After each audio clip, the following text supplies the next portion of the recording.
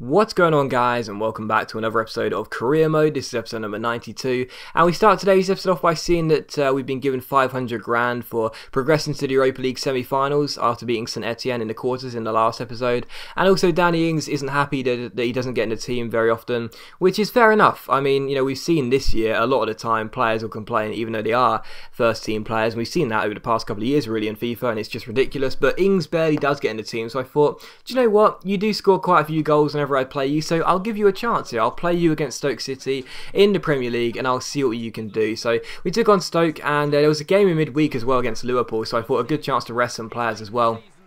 So my side was a little bit weaker than usual. Of course, we just finished that St Etienne game on the Thursday night as well, so only a couple days rest before this one. So I did decide to make a lot of changes. Jenkinson in, Nastasic in, Creswell in, Rowell in, and Ings in as well. So 6 changes. That's 6. Jenkinson, Nastasic, Creswell, Rowell, and Ings. No, 5. 5 changes regardless to our normal first 11. But still, I felt confident about our chances. Stoke currently sitting in mid-table. Us, of course, top of the table, just a few games to go. Still felt as though we'd be the favourites, but it wasn't like we were sitting there playing a weaker side. It was still a very strong team, but just a couple of absentees regardless. And the first chance fell directly from kickoff as I gave the ball to Aaron Creswell. He finds Kevin Savanier into Danny Ings. Ings to Savanier here. Savanier takes on Wilkinson, beats him for pace, crosses the ball in towards Danny Ings, who wins the header and almost gets a goal just a minute in to his first start in quite a long time. So still 0-0, but a good chance there. And in the 21st minute here, Morris Edu's on the ball for Stoke, turns his man and keeps hold of the ball, offloads it towards Arnautovic, who finds Steve Sidwell. Sidwell towards Erdink here, who strikes it, and it's a very good save by Ben Foster as he turns the ball over and out for a corner. And in the 33rd minute, Bojan's on the ball, but his shot is blocked and we go on a counter. Aaron Creswell, our left back, picks the ball up here and runs over the halfway line. Creswell keeps hold of the ball, finds Danny Ings. Ings back towards Aaron Creswell. Lovely run by our left back, with his shot goes just over the bar and out for a goal kick. So still scoreless. That was how the first half finished, but a lot of chances there really were in that first half for us, and there was just a few that I showed you there. There were a lot more than that, but it was still 0-0. And in the second half here, Stoke tried to start very brightly as they go down the left hand side. Arnautovic is on the ball, finds Erdink, who shoots. It's a good save by Ben Foster, and we managed to get the ball away, or Arnautovic, how you pronounce it, I don't know, but still it's 0-0. And in the 60th minute they're on the ball again here. Is it Arnautovic or Arnautovic? Let me know in the comments, I don't know, but still he finds Stephen Ireland. Ireland finds Morris Edu. He finds Erdink. Really good chance here, chips it through towards Bojan. Bojan is through and shoots, but he puts his shot into the side netting, and it's still West Bromwich Albion 0, Stoke 0. And there were a lot of chances in this game for both sides, and the fact it was an entertaining 0-0, that's something which isn't said a lot. You know, when you think of goalless draws, you think of a really boring game with barely any shots and barely any action, but both goalkeepers, Ben Foster and Asmir Begovic, were called into a lot of saves to make. And there are a lot of chances which weren't on target, which should have been. You see Arnautovic's corner here, swung into the box. Charlie Adam goes to the header. Foster clears the ball away only as far as Mark Muniesa into Juve. They keep holding the ball. Juve shoots, and Foster makes the save and ends up winning a free kick. And you see here, with just 9 minutes to go, we win ourselves a free kick ourselves. It's Victor Anichebe stands over the ball. He's got 33 for free kick accuracy, but I thought, you know what?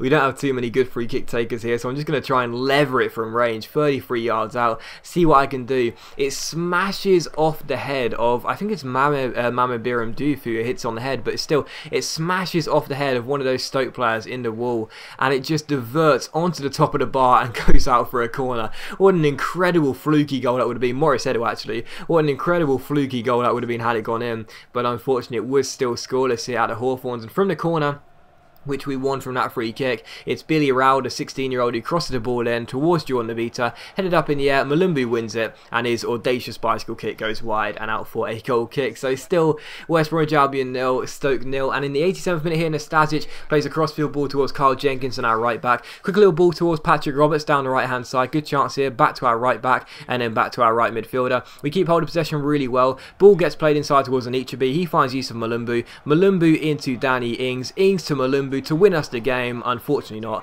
Begovic makes the save, and Malumbu can't turn in the rebound either. So still West Brom 0, Stoke 0. And the final chance would fall here in stoppage time. It's Wilkinson down the right hand side. He takes on Carl Jenkinson, whips in across. Morris Edu wins the header, but it goes over the bar and out for a goal kick. So final score, West Bromwich Albion 0, Stoke City 0. And you're probably sitting there thinking, well, that was a really boring game, but I actually had a lot of fun playing that. There were a lot of chances, a lot of action. It wasn't the boring 0-0 where both sides sides just play really defensively and sit back. Both sides had so many opportunities in that game. It could have finished as a score draw, 1-1, 2-2, 3-3, 4-4. It could have been any number of results. The fact it was 0-0 was just a complete shock, to be honest, but still a good game regardless. It is 2 points dropped, obviously, because we are still top of the table, but needing to keep on the pressure. Needing to relieve the pressure with Chelsea breathing down our necks. But regardless, a clean sheet, our first, 2 in a row, and well, 2 in a row from what was 3 or 4 without a clean sheet. So good to get back to a good pattern of clean sheets now with 2 in a row.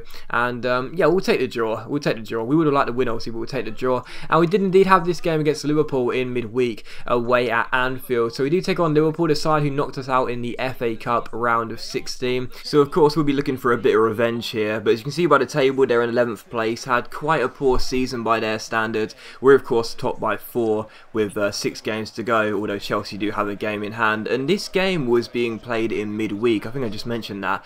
But it was being played at like midday. This was a Wednesday afternoon game. I don't really know why exactly, but fair enough. But still, I felt confident, to be honest. Liverpool, obviously, a very decent side despite their poor season in the game, and I guess in real life as well at the start of the season. Haven't got to the best of starts this year round. But still, I fancy my chances regardless. And of course, we did have the first 11 back. Only Tyder came in to play in the centre of the park ahead of Yusuf Malumbu in our first 11. But still, a very strong side regardless. But the first chance would fall to the home side. Joe Allen finding Alberto Moreno down the left-hand side. He takes on that man, Safir Tyder, plays it back towards the former Swansea midfielder Allen, and as the ball comes into Mario Balotelli there, the shot is taken by the Italian, but Foster turns the ball away and eventually goes out for a corner. In the 15th minute, though, we had a chance ourselves as Kevin Savanier backheels the ball to the former Liverpool and Sunderland man Jordan Henderson into Ricardo Rodriguez, our left back, who crossfields it to Andre Carrillo. He picks out our right back Kyle Walker, who fake shots around Joe Allen, goes down the right hand side, beats him for pace, crosses the ball in towards Tyder.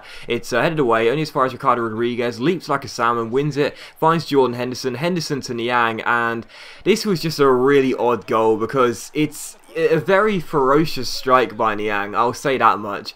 But I don't really know how Mignolet failed to save it because there was no danger. I mean, the ball was basically going out of play for a corner as it took a nick off Skirtle or possibly Lovren, I think it was. And it's like there's no danger whatsoever there. And Niang just flashes the ball, smashes it towards goal. And I really feel as though Mignolet should save that one. I know it's hit with power, but it's pretty much straight at him. And it seems to go over his head and into the far corner. So, nice strike. Going to take nothing away from Niang. He gets his 22nd goal in the Premier League this season. So on course for a second golden boot in a row as things stand, but even, so I think the goalkeeper should have saved that one. However, in the 26th minute, Kevin Savanier roulettes around his man and plays a brilliant ball inside towards Niang. He could have got his 23rd goal in the Premier League this season and really should have done, but unfortunately my finish with him was really poor and I put the shot wide. So still Liverpool 0, West Bromwich Albion 1. So early chances for both sides really, but we were the side in the lead. However, from the goal kick, Liverpool worked their way up the pitch with some nice passing, and as Steven Gerrard finds Mario Balotelli here, they keep holding the ball so well, Liverpool. And one of the things about me is that when a team is passing the ball and just moving it around really nicely and at a slow tempo, I tend to drag defenders out of position, which I've talked about before.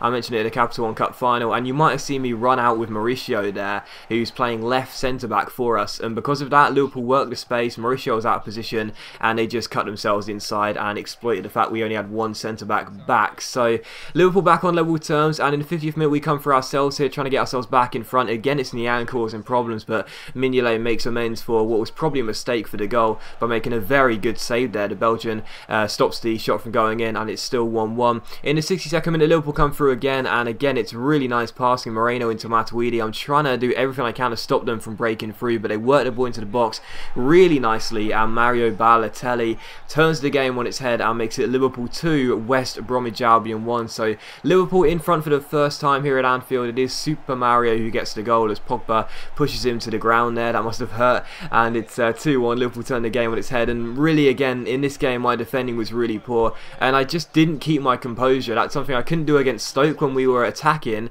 and in this game it was defensively lacking composure. So it's all worked out differently in both games. In the first game against Stoke, didn't keep my composure in front of goal. In this game, didn't keep my composure at the back, and in the end we lose the game by 2-1. 1, so feeling the nerves a little bit. That's 2 games without a win there, a draw and a loss. Not good whatsoever. We'll have to try and improve in the next game if we do want to hold on to first place finish, but that was certainly not a game which showed what we've been like this season. A very poor display and very poor from me, but as always guys, a big thank you for watching the video. I really hope you have enjoyed it. If you have enjoyed the episode, then please do leave a like, and I will see you for the next episode of Career Mode very soon.